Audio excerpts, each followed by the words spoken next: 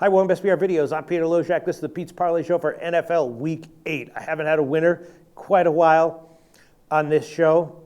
Hopefully this is the week. NFL Week 8 is the week that I'm going to do it. I think so. I got 4 selections this week for the parlay. There were a lot of borderline plays, more than usual for me. I considered throwing all of them in there and putting in like 9 or 10 legs, and I just hoping that like 6, 7, or 8 of them hit. But a lot of borderline plays. First one that was borderline for me, Dallas as a big home underdog. That goes directly against what Mike Brenner likes this week. Our regular viewers know who he is. He likes Seattle. I talked to Brent from BetDSI, though, and Dallas did take some sharp action at +6. I kind of thought that number was a little bit too big, despite the issues that they're having, despite the excellence that Seattle showed last week. Sharp action did agree with that somewhat, according to Brent, but just decided to not take it. I was also thinking about Oakland at +3. Brent told us that sharp action came in on the Jets, which surprised me.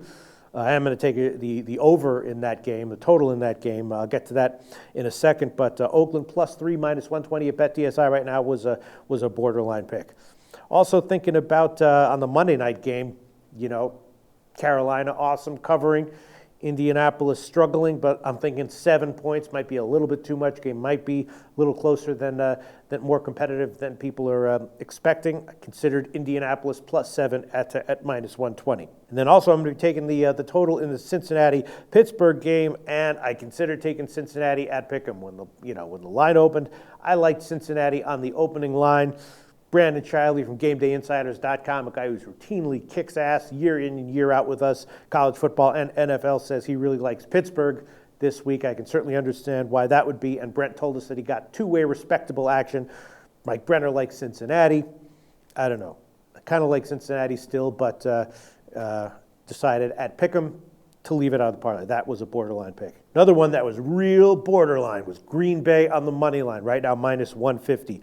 I'm not a believer in Denver going forward. Probably going to be fading them at various weeks in the upcoming for the rest of the season, upcoming points in the rest of the season. I think Green Bay probably pulls this one out one way or another, but a little bit steep, so I decided to pass on it. Green Bay money line -150 was a very, very borderline play. Almost included it. Then I'm also thinking about the under in Tampa Bay, Atlanta.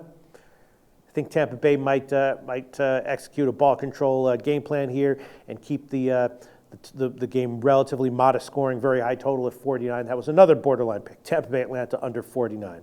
All right, let's get to the 4 legs of the parlay. 4 legs this week I got. The first one is going to be in the London game. I thought that the line Denver KC was a little bit inflated. Then it went up to 6, and I bet it myself at +6. Talked to Brent in the BetDSI show, and Brent told us that he got multiple sharp accounts betting on Detroit at 6, at 5.5. He said he even got action at 4. That doesn't surprise me. What did surprise me, though, was talking with Chris Andrews at the end of the week. He said he singled out this game, says he likes Kansas City. That is concerning to me. I like Detroit. I bet it at 6. Now it's all the way down to +3.5 at BetDSI. So I'm going to take Detroit as the first leg, and just for peace of mind, I'm going to buy up to +4 -120. I think it's going to go down to the wire. Could easily see KC winning like 28-24, something like that. So I'll take the extra half point for 10 cents. Detroit +4 -120 is the first leg of the parlay. Next one is going to be the total in the Cincinnati-Pittsburgh game. It's unclear who has the edge here a little bit, but what is clear is that both offenses with Roethlisberger back are going to be strong, and I'm going to take a shot on the over. I bet it earlier in the week at 48. Now it's 48.5 at BetDSI. Getting a little bit up there. I'm going to buy a half point, which is not the smartest thing mathematically to do, but I'm going to do it anyway for the purposes of this parlay. I'm going to take Cincinnati Pitt over 48 -120 as the second leg. Then I'm also going to take the over in Jets Oakland. I haven't heard much about that total throughout the week. It's 44 right now. We know what Oakland can do in the passing game with Amari Cooper and Derek Carr and some other decent weapons on offense. And the Jets, also have a good complement of receivers, and their passing game can make things happen as well. 44, not that huge of a total. It was something that I kind of liked, on the opener Sunday night.